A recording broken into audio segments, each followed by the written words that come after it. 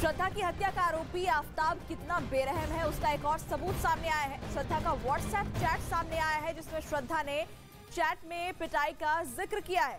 Chat में श्रद्धा की तरफ से लिखा गया है कि मैं चाहूंगी आफताब चला जाए। इस चैट में पिटाई का जिक्र है और श्रद्धा ने यह भी कहा है कि अब मुझ में एनर्जी नहीं बची है। दावा किया गया कि यह चैटिंग श्रद्धा और उसके मैनेजर के बीच 2020 में हुई थी।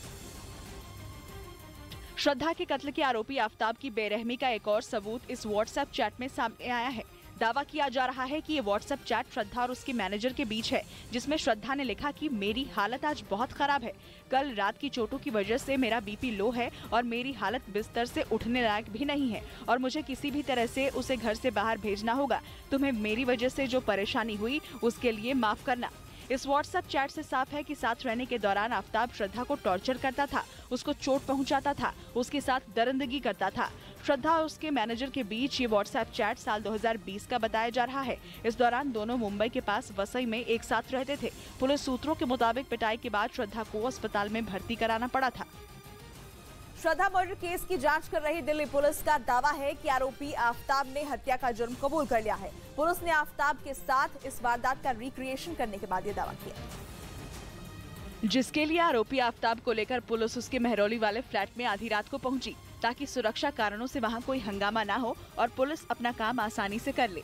बताया गया कि आफताब से घटना का रिक्रिएशन करवाया गया, यानी उसने कैसे श्रद्धा की हत्या की और फिर उसकी हत्या करने के बाद उसके शव को ठिकाने लगाने के लिए उसने क्या क्या किया। खबर है कि पुलिस ने पूरी तफ्तीश के साथ उस फ्लैट में ये जांच की ताकि उसे सच का पता चल सके, क्योंकि कहा जा रहा है कि आफताब की कोशिश शुरू से इस मामले में पुलिस को गुमराह करने की है। उसने पहले तो ये कहा था कि श्रद्धा के शव के उसने 35 टुकड़े किए थे, लेकिन बाद में वो अपनी बात से मुकर गया और उसने 20 टुकड़े वाली नई कहानी बताई। इसी वजह से पुलिस जल्द से जल्द उससे सारे राज उगलवाना चाहती है। इस बीच साकेत कोर्ट ने रोहिणी में मौजूद फॉरेंसिक लैब को आफताब का नार्को टेस्ट 5 दिन के अंदर करने का आदेश दिया। इसके साथ ही अदालत ने ये साफ कर दिया कि इस दौरान आफताब पर 3rd डिग्री का इस्तेमाल न किया जाए। श्रद्धा मर्डर केस की जांच कर रही दिल्ली पुलिस के मुताबिक वो इस मामले में किसी एक थ्योरी पर काम नहीं कर रही है। पुलिस का कहना है कि उसने महरौली इलाके में जंगल से कुछ हड्डियां बरामद की हैं, जिनकी फॉरेंसिक जांच करवाई जा रही है।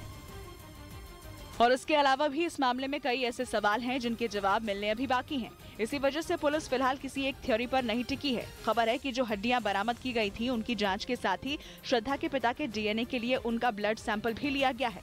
वहीं महरौली के छतरपुर वाले फ्लैट में एफएसएल की टीम ने अपनी जांच की है, जिसके सैंपल फॉरेंसिक लैब में भेज दिए गए हैं। बताया गया कि श्रद्धा के शव के टुकड़ों की तलाश के लिए कई टीमों को लगाया गया है।